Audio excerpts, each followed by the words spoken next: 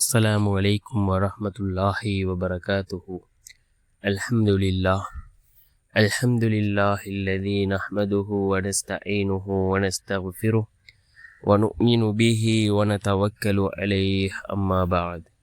அன்பிற்குரிய அல்லாஹ்வின் நல்லடியார்களே, அன்பு சகோதரர்களே, நாம் தொடர்ச்சியாக பார்த்து வரக்கூடிய துஆக்களினுடைய திக்ருகளினுடைய தொகுப்பில் இன்று நாம் பார்க்க இருக்கின்ற விடயம் என்னவென்றால், இன்றைய தினம் லுஹாவுடைய நேரம், லுஹாவுடைய தொழுகையை தொழுதுவிட்டு இந்த குர்ஆனினுடைய வசனத்தை ஓதி நாம் அல்லாஹ்விடம் பிரார்த்தனை செய்வோம். இதனை ஓதுவதன் மூலமாக நம்முடைய துஆக்கள் அல்லாஹ்விடத்தில் மிக வேகமாக கபூலாகின்றது. அல்லாஹ்வினுடைய உதவிகள் நம்மை வந்தடையும். அப்படிப்பட்ட மிகச்சிறந்த ஒரு துஆவை தான் நாம் இன்றைய வீடியோவில் பார்க்க இருக்கின்றோம்.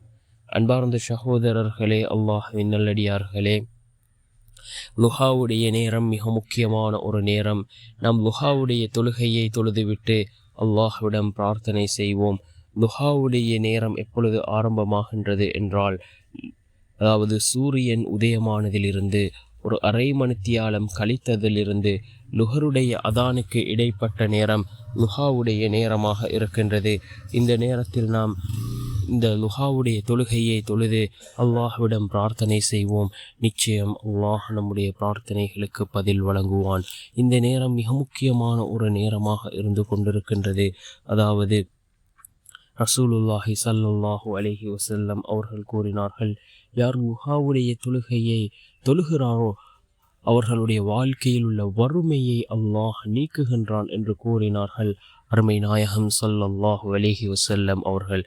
அன்பார்ந்த சகோதரர்களே, அல்லாஹ்வின் நல்லடியார்களே, நாம் இந்த லுஹாவுடைய தொழுகையை தொழுதுவிட்டு இந்த துஆவை ஓதுவோம். அல் குர்ஆன் கூறக்கூடிய மிகவும் சிறந்த ஒரு துஆ, அல் குர்ஆனினுடைய ஒரு வசனம். இதனை ஓதி நாம் அல்லாஹ்விடம் பிரார்த்தனை செய்வோம்.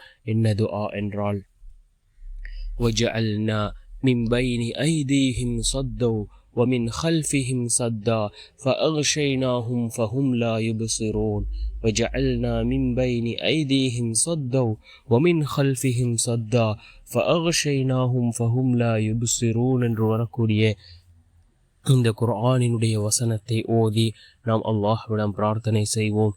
நிச்சயமாக அல்லாஹ் ஜல்ல சுப்ஹானஹு வ தஆலா நம்முடைய துஆக்களை கபூல் செய்வான். நம்முடைய தேவைகளை அல்லாஹ் பூர்த்தி செய்து தருவான். நம்முடைய வாழ்க்கையில் சிறந்ததொரு மாற்றத்தை அல்லாஹ் நமக்கு ஏற்படுத்தி தருவான்.